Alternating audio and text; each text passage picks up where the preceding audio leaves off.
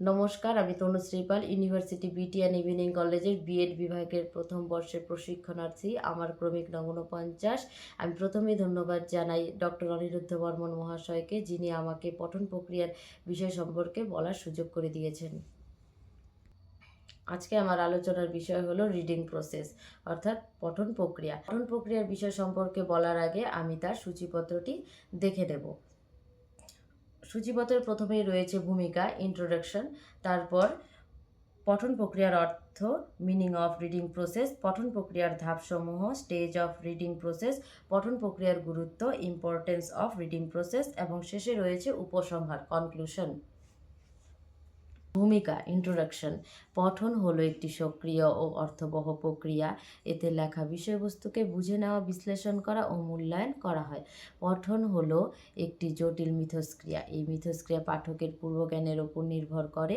এই মিথস্ক্রিয়ার মূল বিষয় হলো পাঠক অর্থাৎ রিডার ও বিষয়বস্তু অর্থাৎ টেক্সট।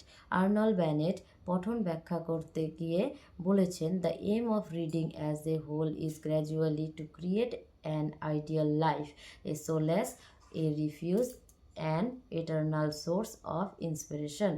পঠন প্রক্রিয়ার অর্থ। পঠন প্রক্রিয়া বলতে সেই মানসিক ও বুদ্ধিবৃত্তিক ধাপসমূহকে বোঝায়, যার মাধ্যমে পাঠক লিখিত বিষয়বস্তুর অর্থ অনুধাবন করে। পঠন প্রক্রিয়ার ধাপসমূহ, স্টেজ অফ রিডিং প্রসেস।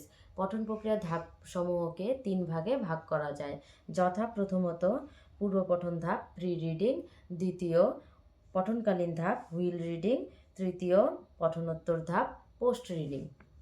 পূর্ব পঠন ধাপ, প্রি রিডিং।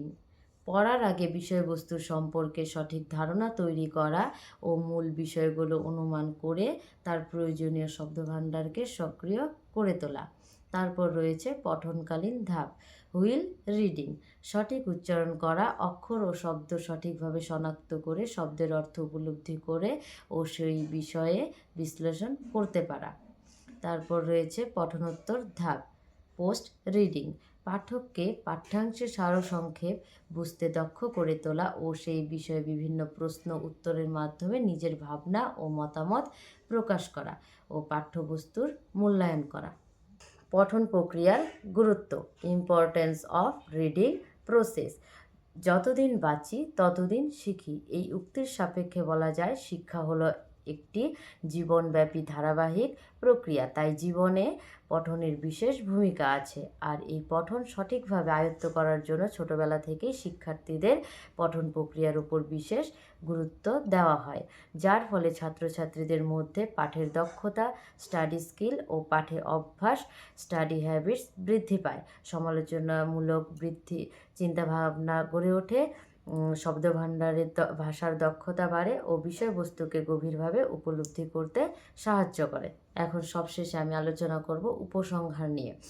উপসংহার, কনক্লুশন। পরিশেষে এটাই বলা যায় যে পঠন প্রক্রিয়া পাঠককে পাঠ্যবস্তুর সঠিক অর্থ অনুধাবনে সাহায্য করে ও নিয়মিত অনুশীলনের মাধ্যমে পঠন ক্ষমতাকে আরও বৃদ্ধি করে তুলতে পারে।